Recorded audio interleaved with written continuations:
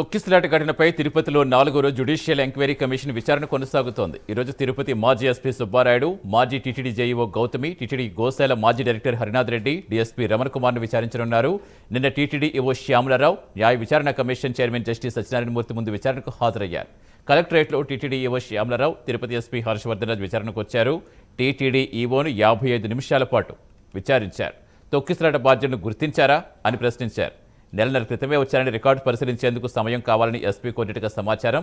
బైరాగి పట్టణంలో టోకెన్ల జారీ కేంద్రం వద్ద భద్రతా వైఫల్యానికి కారణాలపై టీటీడీ ఈవోని విచారణ కమిషన్ ప్రశ్నించింది.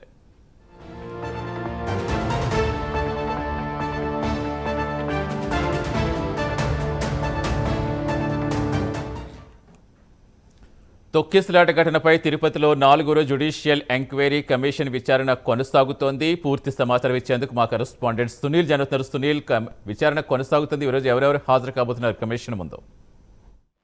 రైట్ సతీష్, మొత్తం మీద ఏదైతే తిరుపతిలో వైకుంఠ ఏకాదశి టోకెన్ల ప్రక్రియకి సంబంధించినటువంటి తొక్కిసలాట ఘటనకు సంబంధించి ఇప్పటికే ఆ విచారణ న్యాయ విచారణ కమిషన్ చైర్మన్ జస్టిస్ సత్యనారాయణమూర్తి ఆధ్వర్యంలో ఏదైతే ఇప్పటికే విచారణ జరుగుతున్న పరిస్థితి ఉంది. నిన్న ఏదైతే మంగళవారం జరిగినటువంటి విచారణను చూసుకున్నట్లయితే ముఖ్యంగా టీటీడీ ఈవో శ్యామలరావుని పూర్తిగా 55 నిమిషాల పాటు ఆయన నిన్న విచారణ జరిపినట్లయితే తెలుస్తుంది. ఎందుకంటే తొక్కిసలాట బాధితులను గుర్తించారా, ముఖ్యంగా ఇంతవరకు ఏం చర్యలు తీసుకున్నారు, ప్రధానంగా బైరాపేటలో టోకెన్ జారీ కేంద్రంలో ఎక్కువగా తొక్కిసలాట జరిగింది, ముఖ్యంగా 4 చనిపోయిన పరిస్థితి ఉంది. దానికి సంబంధించినటువంటి అధికారులు అంటే ప్రధానంగా టీటీడీ అక్కడ పనిచేస్తున్నటువంటి టీటీడీ అధికారులపై ఎంతమందిపై చర్యలు తీసుకున్నారు అనే దానిపై ఆయనైతే ప్రశ్నించినట్లయితే తెలుస్తుంది. ముఖ్యంగా గతంలో ఏదైతే అంటే